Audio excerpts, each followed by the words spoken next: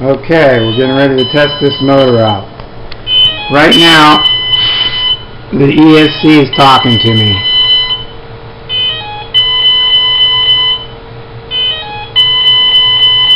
Now, I think I have everything set up, so we'll see.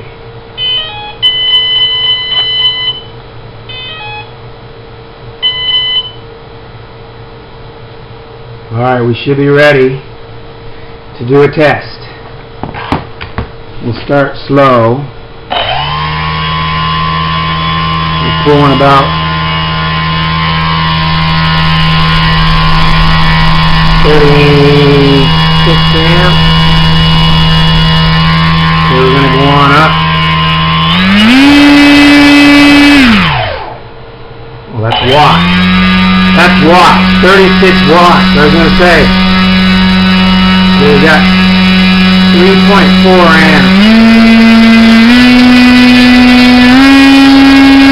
You got it? Alright.